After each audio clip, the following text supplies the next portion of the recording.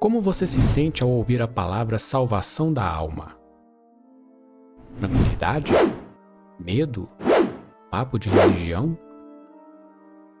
Talvez essa palavra provoque em você uma ânsia de explorar a sua relação com o divino ou contemplar os valores que conferem significado à sua jornada terrena.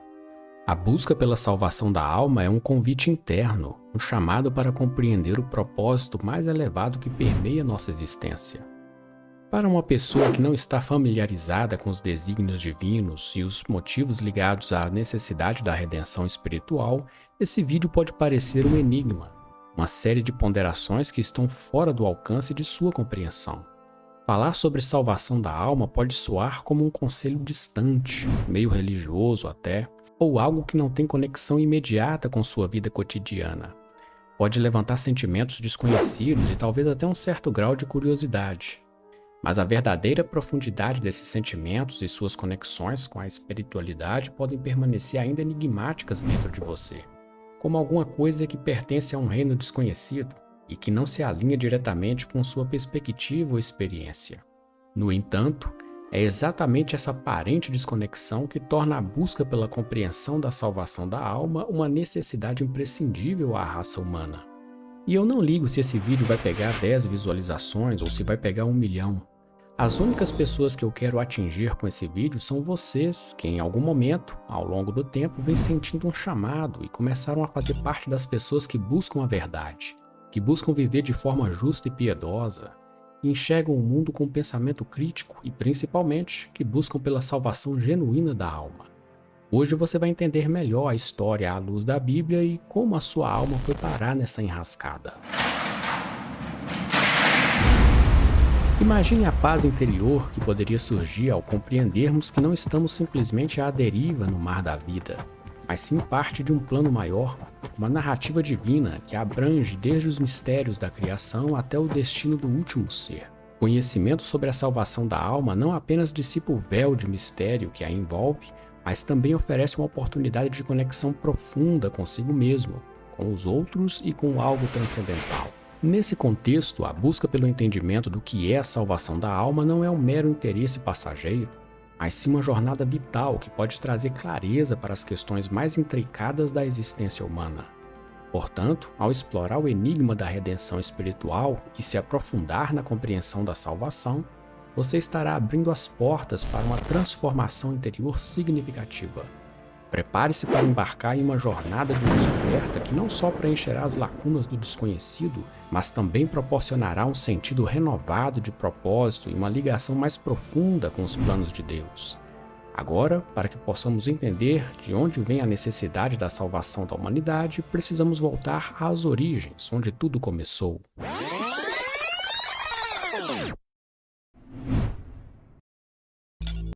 Jardim do Éden, onde tudo começou.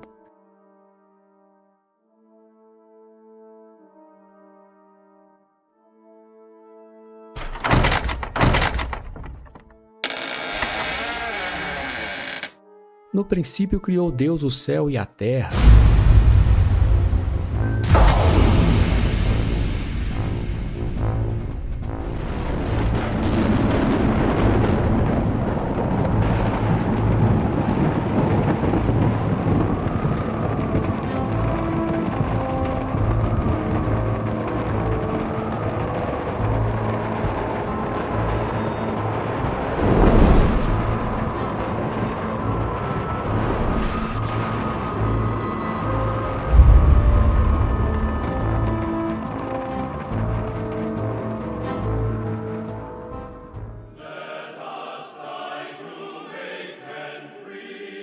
E a terra era sem forma e vazia, e havia trevas sobre a face do abismo.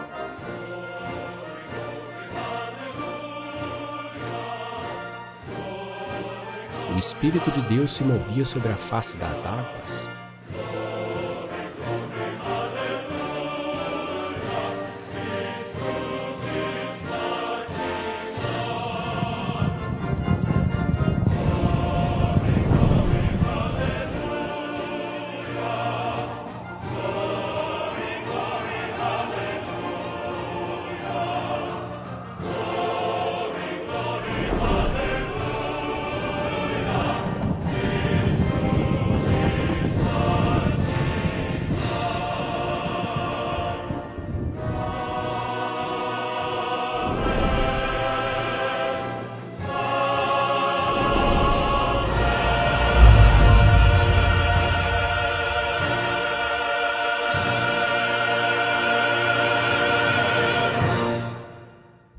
disse Deus: haja luz, e houve luz.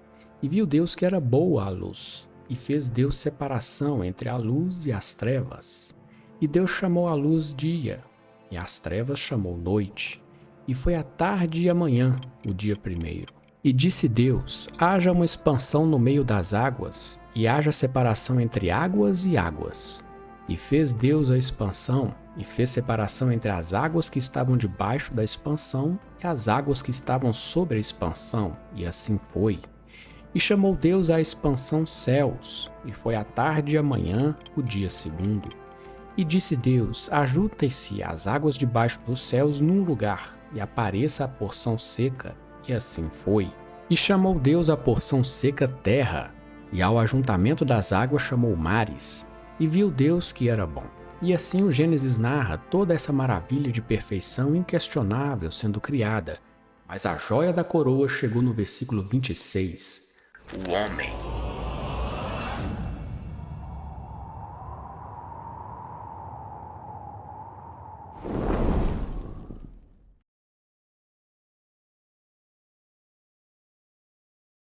Adão, nosso primeiro pai, criado à imagem e semelhança de Deus, foi incumbido de gerenciar toda essa criação dando nomes, definindo espécies, lavrando e cuidando daquilo que estava ao seu alcance.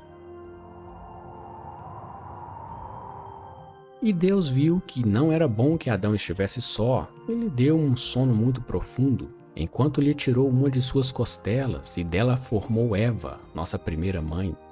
Eva foi-lhe dada por companheira e ajudadora idônea, e Adão a recebeu amando-a como a si mesmo, quando disse que Eva era ossos dos seus ossos e carne da sua carne.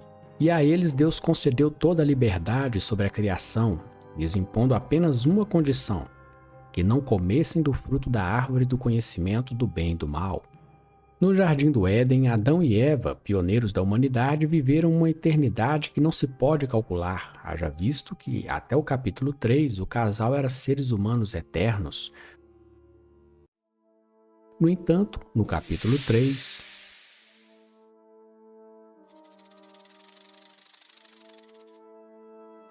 surge Satanás, incorporado em uma serpente, na intenção de enganar Eva e com isso se projetar contra a coroa da criação que era Adão. A serpente convence Eva com astúcia que come do fruto proibido por Deus. Mas, no entanto, nada acontece. Tudo continuou como estava. Satanás sabia que o contrato que proibia comer do fruto era entre Deus e Adão. Então, ele orienta Eva a convencer Adão a desobedecer também comendo do fruto. Assim que Adão desobedece e come,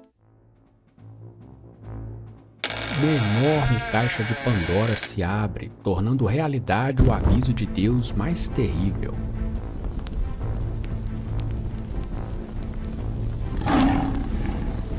A morte eterna. O aviso de Deus no capítulo 2, dizendo que se o homem comesse do fruto desta árvore, certamente morreria, se cumpre de verdade. Uma profunda desilusão da inocência e um sentimento de culpa os acometem, e eles percebem que estão nus e correm para se esconderem. Adão e Eva enfrentaram uma escolha fatídica, e a principal consequência para a posteridade foi a dolorosa morte física do corpo, que passou a ter vida limitada, e a separação da alma, que é eterna, do seu Criador. Diante dessa tragédia provocada por Satanás, Deus, em sua infinita sabedoria e misericórdia, se voltou para o inimigo, lhe fazendo uma promessa de que aquela bagunça ainda teria conserto por uma providência de resgate do homem que ele mesmo tomaria, dando um único sinal a Satanás e garantindo que da mesma mulher que ele enganou, haveria de vir na descendência dela alguém que lhe pisaria a cabeça. Talvez Lúcifer não esperasse por esse castigo, haja vista que não tinha castigo maior do que ter sido expulso do céu, se transformado no diabo e condenado a trevas eternas. Agora ele se viu ameaçado por uma humilhação ainda maior. Da mesma mulher que ele enganou, nasceria alguém que lhe pisaria a cabeça e resgataria a raça humana da condenação da morte física e da morte eterna da alma, do qual todos nós já nascemos condenados por causa de Adão. Deus, portanto, para cumprir sua promessa divina, discerniu que a reconciliação entre ele e o homem exigiria um caminho, e começou a observar de perto a raça humana que se desenvolvia nos primórdios. Foi assim que, alguns milênios depois dessa promessa, ele enxerga Abraão, um homem com um coração reto e justo, e passa a trabalhar em sua vida, lhe fazendo promessas de ser pai de uma grande multidão.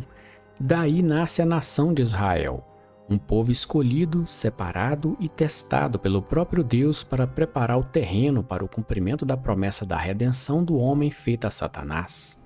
Cada vitória, cada tropeço, cada batalha de Israel se entrelaçou com o tecido da promessa. Deus observou a descendência de cada linhagem dos filhos de Abraão, traçando o melhor caminho para que pudesse cumprir sua promessa em direção à redenção da humanidade novamente. Lúcifer observou cada passo do povo de Israel, separado por Deus, imaginando qual deles seria o descendente que lhe pisaria a cabeça, mas via gerações após gerações morrerem e nada acontecer. Viu grandes homens que tiveram contato direto com Deus, como Moisés, Elias, Davi, mas todos morreram e a promessa não se cumpria. Seu estrago feito no jardim do Éden permanecia incólume, e a raça humana continuava condenada à morte eterna, sem salvação, ainda no ventre da mãe, pelo pecado de Adão. Até que por volta do ano 4 da era cristã,